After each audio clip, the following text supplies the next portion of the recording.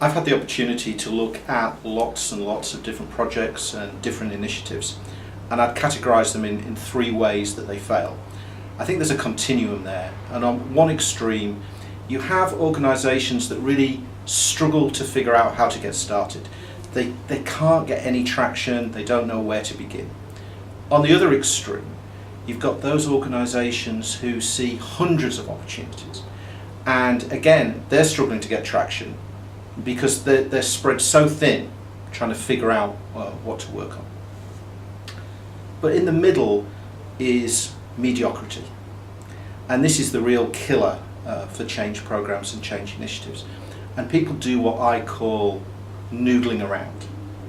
So you may have teams set up, you may have master black belts and lean practitioners, and they're having monthly review meetings and they're making presentations, but actually they're not really working on anything that's really driving the business forward. So when they come to report to the senior leadership team are wondering, okay, I can see you doing all this work, but where's the benefit, right? And this is because they're just not focused on the right areas of the business.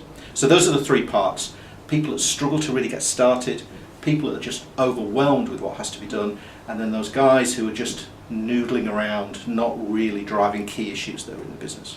I think that there's two steps, and I've had the opportunity over the years to refine the kind of model that I use, and I believe in making things as simple as possible. So there are three questions I ask any organisation if they're trying to drive improvement initiatives. And the first question is, what is strategically important to the business? The second question is, what do your customers, internal or external, really care about? What do the customer care about? And the final one is, where's the money? Where is the financial opportunity? And I run either workshops or meetings to really look at lots and lots of different issues and just start categorising them. Now, ideally, you're looking at something in that sweet spot that's strategic, a customer care about, and that there's a lot of money there as well. That's not always possible. You may get 2 out of the 3, or sometimes even only 1 out of the 3.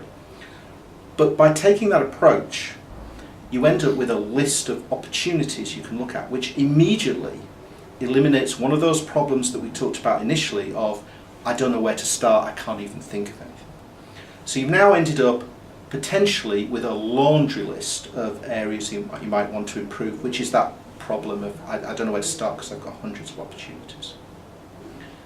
So what I do is a really simple Boston matrix. So a Boston matrix is just a simple 2x2 block graph, and you have 2 axes. The first axis is how easy or difficult is this initiative going to be to roll out, and the second axis is what's the business gain? What are we going to get out of it?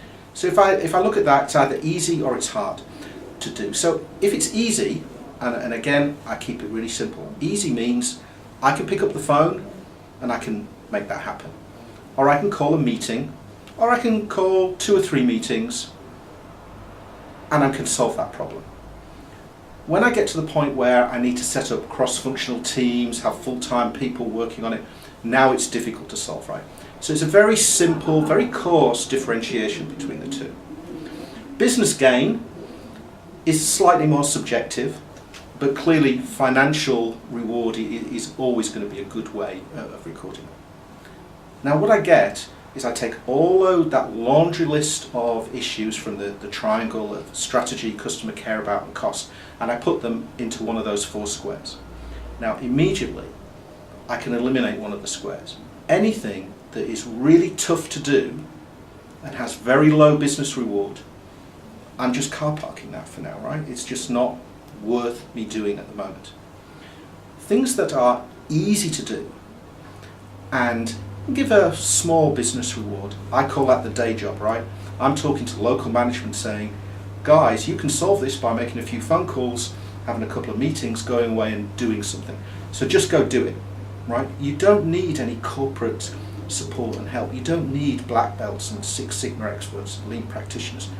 Just go away and do it.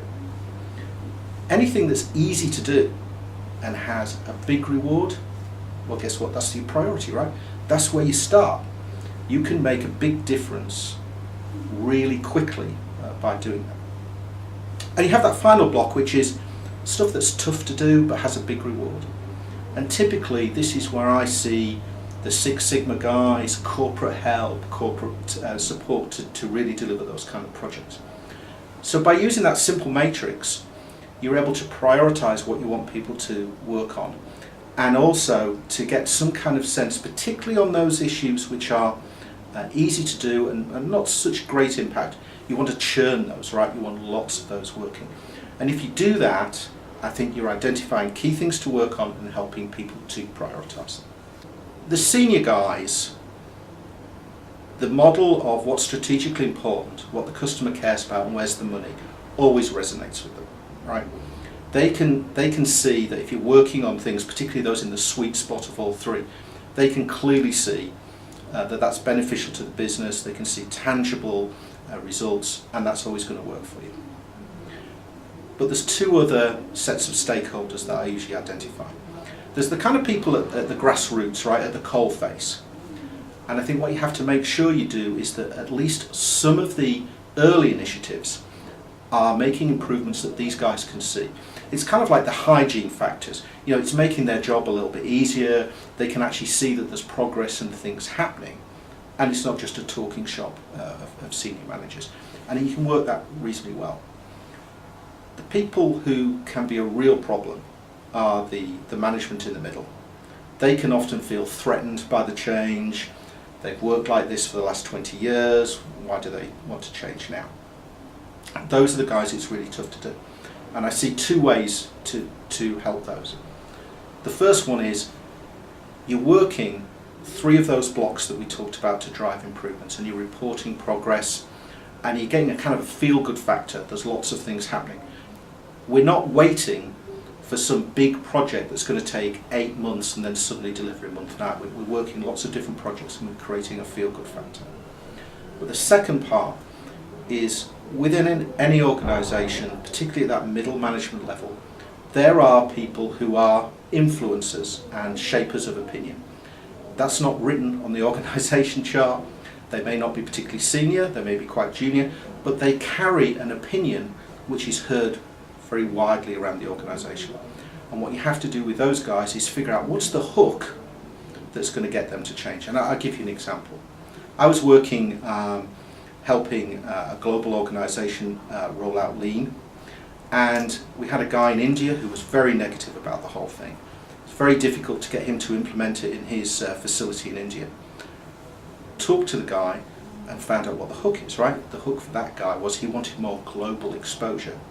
So the solution was bring him on board, get him to present globally to the teams what he was doing, and suddenly we're giving him what he wants. He's getting global exposure. We're also getting some great information from him, and he's a shaper of opinion. And other people look at him as a pseudo leader and think, well, if he's buying into it, we can do it as well. So I think that's one of the many ways, that one of the softer ways that you can work at to get people to move forward. I have two golden rules for how you monitor progress. And the first one is, whenever you talk about finance, whenever you talk about the potential opportunity, how much you've delivered so far, or what the final delivery financially was, the only people who should be talking about that are finance people.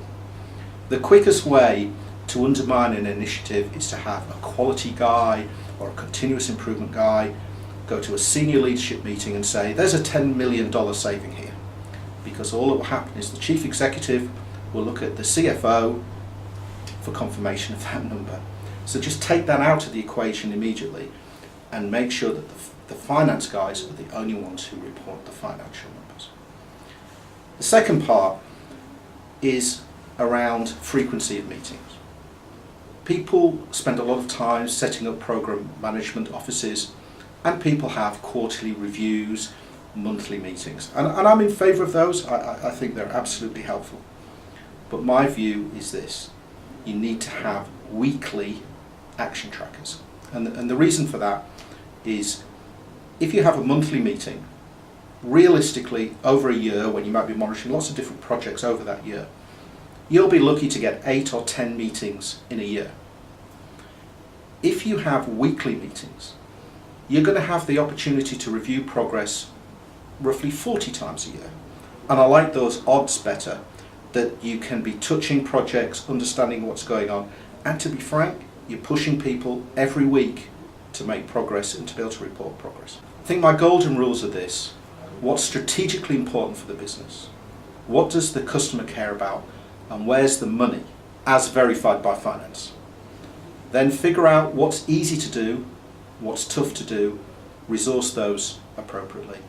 And then finally, be absolutely relentless in tracking that on a weekly basis.